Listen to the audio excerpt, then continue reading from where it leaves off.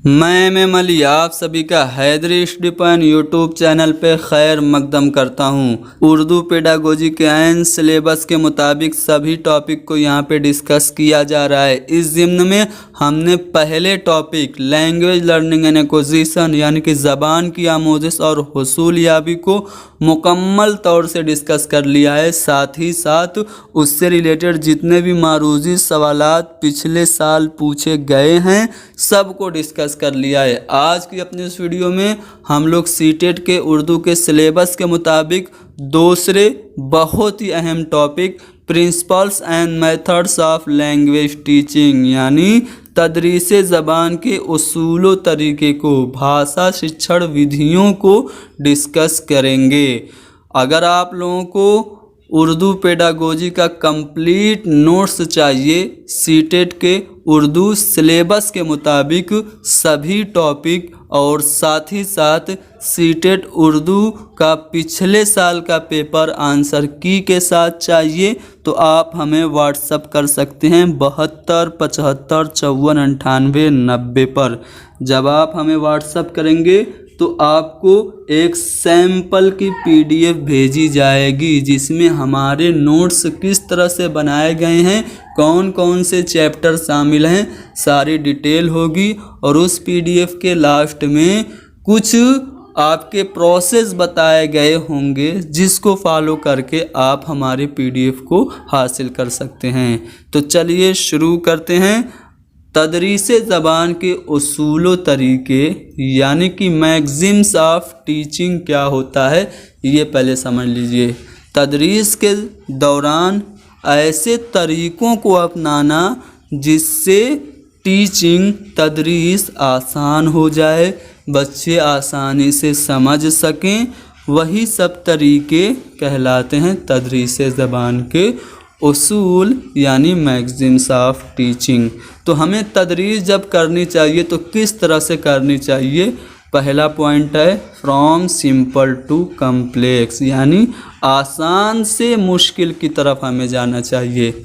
जब हम बच्चों को पढ़ाना शुरू करें तो पहले आसान चीज़ें पढ़ाएं। जब आसान चीज़ें बच्चे सीख लेंगे तो धीरे धीरे हम उस आसान को थोड़ा सा लेवल बढ़ाते बढ़ाते मुश्किल बातें भी सिखा सकते हैं। अगर पहले ही मुश्किल बातें पढ़ाएंगे तो इससे बच्चे ऊब जाएंगे, उनका मन बोझल हो जाएगा और फिर जब आसान चीज़ें भी पढ़ाई जाएंगी तो बच्चों के समझ में नहीं आएगा। इसलिए साइकोलॉजिस्ट का मानना ये है, मैगज़िम्स ऑफ टीचिंग ये है कि हमें हमेशा टीचिंग के दौरान फ्रॉम सिंपल टू कम्प्लेक्स सरल से जटिल की ओर जाना चाहिए। दूसरा है मालूम से नामालूम की ओर यानी कि फ्रॉम नोन टू अननोन जाना चाहिए। ठीक है, जैसे मान लीजिए आप बच्चों को नाउन पढ़ाना चाहते हैं तो क्या आप डायरेक्ट बच्चों को नाउन की डेफिनेशन पढ़ा देंगे कि name of object is called noun? नहीं, आप उसके आसपास की चीज़ों को जो वो जानते हैं उससे शुरू करेंगे। बच्चों ये क्या है, बच्चे बताएंगे। डस्टर दिखाएंगे बच्चों को तो बच्चे बताएंगे ये डस्टर है। ये क्या है, ब्लैक बोर्ड है। ये क्या है, कलम है। मैं कौन हूँ, अली हूँ। तो इस तरह से जब आपने बच्चों को वो चीज़ें बताई जो वो पहले से जानते हैं तो अब आप उसी पहले के नॉलेज को बेस बना के वो नॉलेज उनको दे सकते हैं जो बच्चे वो नहीं जानते हैं। आसपास की चीज़ों के नाम बच्चे जानते हैं तब आप बच्चों को पहले एग्जाम्पल दे के क्या करेंगे, आप कहेंगे बच्चों ये जो सभी चीज़ें हैं, ये डस्टर है, चौक है, ये ब्लैक बोर्ड है, ये अली है, इन सभी चीज़ों के नाम को ही नाउन कहते हैं। तो बच्चे आसपास की चीज़ों के नाम जानते थे लेकिन आपने उनके पहले के नॉलेज को थोड़ा सा इम्प्रूव किया। आपने मालूम से नामालूम की तरफ बढ़ते हुए आपने उनको नाउन की डेफिनेशन पढ़ा दी। तो ये मालूम से नामालूम की तरफ हमें शिक्षण सूत्र का इस्तेमाल करना चाहिए टीचिंग के दौरान।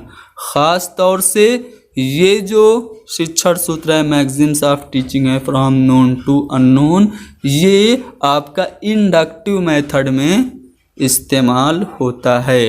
ठीक है, ये सभी मेथड आगे आपको बताए जाएंगे। अगला पॉइंट है मकरून से मुजर्रद की तरफ, यानी फ्रॉम कंक्रीट टू एब्स्ट्रैक्ट, यानी हमें मूर्त से अमूर्त की ओर जाना चाहिए। जैसे बच्चों को पढ़ाना है फोटोसिंथेसिस, तो आप सीधे फोटोसिंथेसिस पढ़ा देंगे कि सूर्य के प्रकाश में ह्यूमन बीइंग के द्वारा जो कार्बन डाइऑक्साइड छोड़ी जाती है और जो पौधे में पानी होता है उससे अभिक्रिया करके आपका ऑक्सीजन निकलता है और वो ऑक्सीजन हम इंसान लेते हैं, यही प्रोसेस कहलाता है आपका फोटोसिंथेसिस। क्या बच्चे समझ पाएंगे? नहीं, ऑब्स्ट्रैक्ट फोटोसिंथेसिस का प्रोसेस बच्चों को दिख नहीं रहा है, ठीक है, वो ऑब्स्ट्रैक्ट है, मुजर्रद चीज़ है। तो आप क्या करेंगे, मकरून से शुरू करेंगे, यानी कि ठोस से शुरू करेंगे, मूर्त से शुरू करेंगे। बच्चों को बताएंगे, बच्चों पेड़ देखा है ना, पौधा छोटा मोटा, हाँ देखा है। पौधे को हम पानी देते हैं ना, बिल्कुल देते हैं। अब जो पौधे को पानी दिया जाता है वो पानी आपकी पौधे की जड़ों से होता हुआ पत्तियों में पहुंचता है, सही बात है। जब पत्तियों पर सूर्य का प्रकाश आता है और हम जो कार्बन डाइऑक्साइड छोड़ते हैं तो सूर्य के प्रकाश में पानी और कार्बन डाइऑक्साइड ये प्रोसेस करके ग्लूकोज बनाते हैं। ग्लूकोज ही क्या होता है, पौधों का खाना होता है और फिर उससे जो ऑक्सीजन निकलता है वो इंसानों के लिए फ़ायदेमंद होता है। तो अब जब बच्चे पेड़ देखेंगे, पेड़ में किस तरह से धूप में पेड़ क्या होता है, जल्दी से बड़ा होता है, अगर छांव में रखा जाए तो पेड़ सूख जाता है, ये सभी चीज़ें जब उनको समझ में आएगी तब वो समझ जाएंगे कि हाँ यहाँ पे प्रकाश संश्लेषण फोटोसिंथेसिस का प्रोसेस होता है, इसी से पौधों को खाना मिलता है। तो इस तरह से आप मकरून से मुजर्रद की तरफ जाके फ्रॉम कंक्रीट टू एब्स्ट्रैक्ट जाके आसानी से चीज़ों को पढ़ा सकते हैं। उसके बाद मुकम्मल से जुज़ की तरफ, ठीक है, फ्रॉम होल टू पार्ट। जैसे आप मान लीजिए ह्यूमन बॉडी के बारे में बताना है तो आप सीधे उसके दिल के बारे में, उसके किडनी के बारे में, ठीक है, नहीं बताएंगे। पहले आप पूरे शरीर को बताएंगे कि मान लो ये ह्यूमन शरीर है। अब ह्यूमन शरीर जो है वो सांस कैसे लेता है, ठीक है, ह्यूमन शरीर में जो पानी है उसको प्यूरिफाई कौन करता है, ठीक है, ये सभी चीज़ें बाद में आप बताएंगे। यानी कि पहले कुल बताएंगे, उसके बाद उसके पार्ट को बताएंगे, ठीक है। पहले ही पार्ट को बताएंगे तो वो कॉम्प्लिकेटेड हो जाएगा, इसलिए हमें क्या करना चाहिए, होल टू पार्ट करना चाहिए। उसके बाद अगला जो है वो मुतय्यन से गैर मुतय्यन है, यानी कि फ्रॉम डिफिनिट टू इनडिफिनिट। कोई चीज़ पहले से मुतय्यन है, डिफिनिट है, तो उसे पहले बताइए। पहले ही इनडिफिनिट चीज़ बताएंगे तो बच्चे समझ नहीं पाएंगे, इसलिए हमेशा हमें निश्चित से अनिश्चित की तरफ बढ़ना चाहिए, डिफिनिट टू इनडिफिनिट जाना चाहिए। अगला है नज़दीक से दूर की तरफ। कोई भी चीज़ पढ़ाइए तो नज़दीक की पहले पढ़ाइए और फिर धीरे धीरे दूर की बातों को बच्चों को सिखा दीजिए। तो ये थे मैगज़िम्स ऑफ टीचिंग, जिसको हम शिक्षण सूत्र कहते हैं। अब बहुत ही अहम टॉपिक मेथड्स ऑफ टीचिंग क्या होता है ये समझ लेते हैं, ठीक है, इससे सवाल पूछा जाता है। अब मैगज़िन्स ऑफ टीचिंग कौन कौन से हैं मैं एक बार आपको बता दूं, फिर बारी बारी से इनको डिस्कस करेंगे। पहला है कवायद तर्जुमे का तरीका, जिसको हम लोग ग्रामर ट्रांसलेशन मेथड कहते हैं। दूसरा है बराह रास्त तरीका, जिसको प्रत्यक्ष विधि यानी कि डायरेक्ट मेथड कहा जाता है। तीसरा है आपका समय लिसानी तरीका, जिसको ऑडियो लिंगुअल मेथड का कहते हैं। उसके बाद है चौथा गुफ्तगू का तरीका, जिसको कम्युनिकेटिव मेथड कहते हैं। उसके बाद कम्युनिटी लैंग्वेज लर्निंग, ये एक लैंग्वेज स्किल है, लैंग्वेज आपका मेथड ऑफ लैंग्वेज टीचिंग है। उसके बाद है साइलेंट वे, उसके बाद टोटल फिजिकल रिस्पॉन्स, फिर फितरी तरीका, जिसको नेचुरल मेथड कहते हैं। अब इसको बारी बारी से हम लोग डिस्कस करेंगे, ठीक है, सभी को बारी बारी से डिस्कस करेंगे और फिर कुछ अहम पॉइंट्स उसके बाद गुज़िश्ता साल पूछे गए अहम सवालात। तो चलिए सबसे पहले आपका जो कवायद ग्रामर ट्रांसलेशन मेथड है, यानी कि कवायद तर्जुमे का तरीका है, उसको देख लेते हैं। तो कवायद तर्जुमे का तरीका, यह ज़बान सीखने का सबसे पुराना तरीका है। सीटेट में पूछा जा चुका है कि ज़बान सीखने का सबसे रिवायती तरीका कौन सा है, यानी सबसे पुराना तरीका तो कवायद तर्जुमे का तरीका है। इससे क्या होता है, इसका इस्तेमाल कब करते हैं, तो इसका इस्तेमाल ज़्यादातर एक ज़बान की मदद से दूसरी ज़बान सिखाने के लिए किया जाता है। जैसे उर्दू की मदद से आप इंग्लिश सीख रहे हैं तो आप ग्रामर ट्रांसलेशन मेथड का इस्तेमाल करते हैं।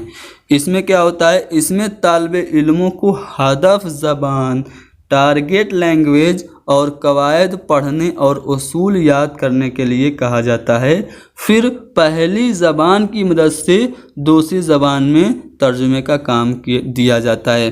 पहले टारगेट लैंग्वेज के रूल्स और उसके फार्मूले को याद कराया जाता है। फिर आपकी जो पहली ज़बान है, मान लीजिए पहली ज़बान आपकी उर्दू है, तो उर्दू की मदद से दूसरी ज़बान यानी कि अंग्रेज़ी में तर्जुमे का काम दिया जाता है। ये होता है कवायद तर्जुमे का तरीका। ठीक है, इसमें मुअल्लिम का किरदार अहम होता है। मुअल्लिम यानी टीचर इम्पोर्टेंट रोल अदा करता है। इसमें मुअल्लिम का किरदार अहम क्यों होता है और उसकी क्या क्या चीज़ें और उसमें शामिल होती हैं, तो उसी हिदायत के मुताबिक, यानी किरदार तो मुअल्लिम का अहम होता है, तो उसी हिदायत के मुताबिक आमोज़गार काम करता है और मुअल्लिम उसे बाज़ रसी यानी कि फीडबैक देता है। तो कवायद तर्जुमे का तरीका आपने जान लिया। अब बात करेंगे रास्त तरीका, डायरेक्ट मेथड। इससे बहुत बार सवाल पूछा गया है। इस तरीका के तहत दूसरी ज़बान सिखाने के लिए किसी ज़बान की मदद नहीं ली जाती, आमोज़गार को सीधे उसी ज़बान में सिखाया जाता है। आपसे सवाल पूछा जाएगा वो कौन सा तरीका है जिसमें ज़बान सिखाने के लिए मादरी ज़बान की मुदाखलत नहीं होती, मादरी ज़बान का इस्तेमाल नहीं किया जाता। तो आपका जवाब होगा रास्त तरीका, यानी कि डायरेक्ट मेथड, प्रत्यक्ष विधि। इसमें क्या होता है, जैसे आप अंग्रेज़ी पढ़ा रहे हैं एप्पल, तो एप्पल के मानी सेब आप बच्चों को नहीं बताएंगे, सीधे बच्चों को याद करा देंगे कि एप्पल ये होता है, उसकी फ़ोटो दिखा के। ठीक है, तो ये होता है डायरेक्ट मेथड।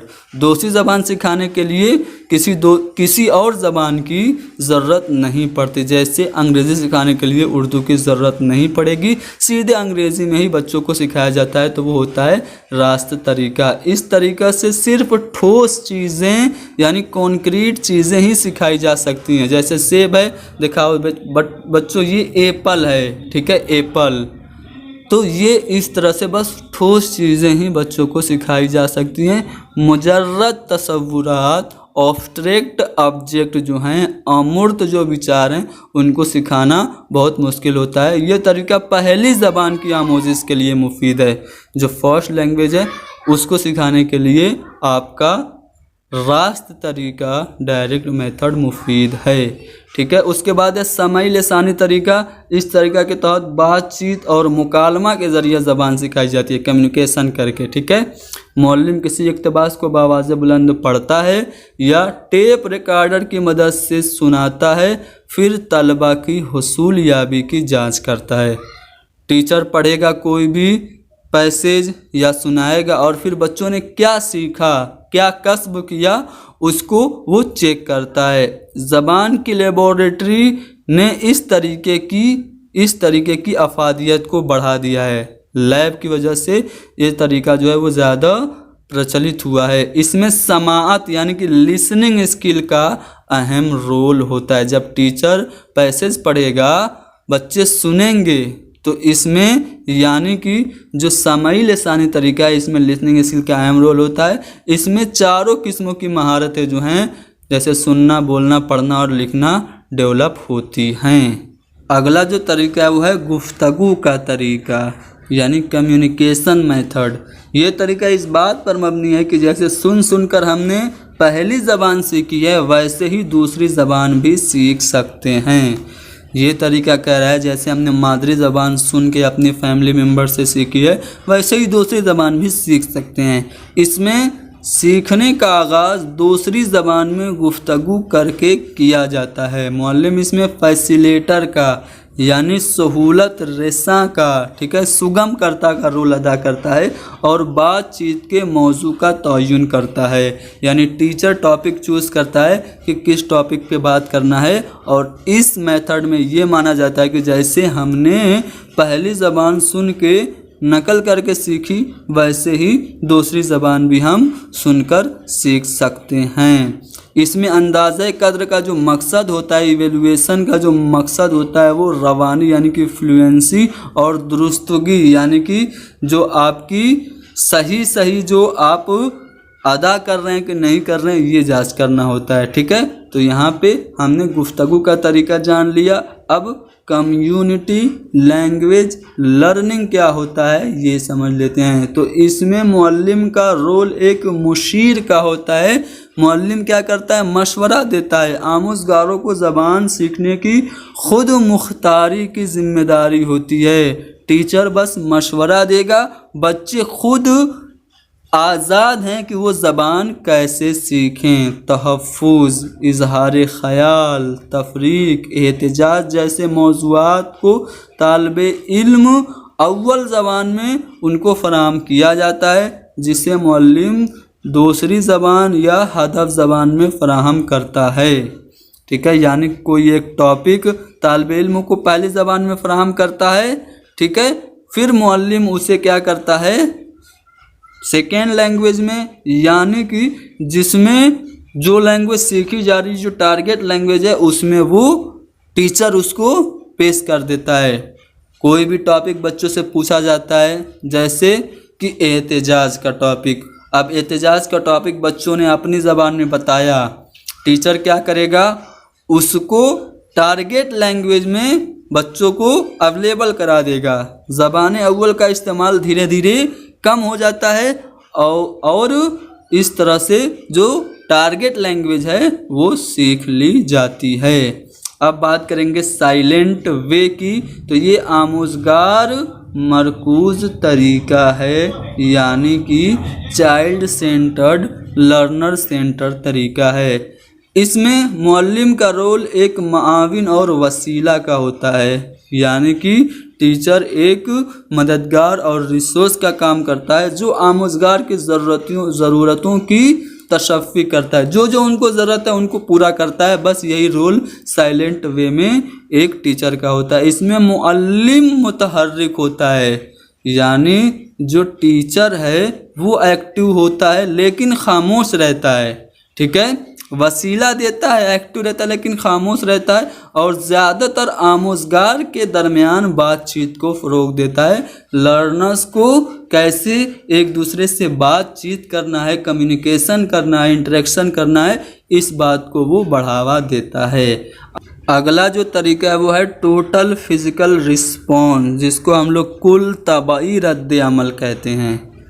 अब इसको ईजाद किसने किया, तो इस तरीक़ा की ईजाद जेम्स एसर ने किया था। इसमें क्या होता है, इस तरीक़ा के मुताबिक बेहतर आमोज़श के लिए जिस्मानी और ज़हनी तौर पर शामिल होना ज़रूरी है।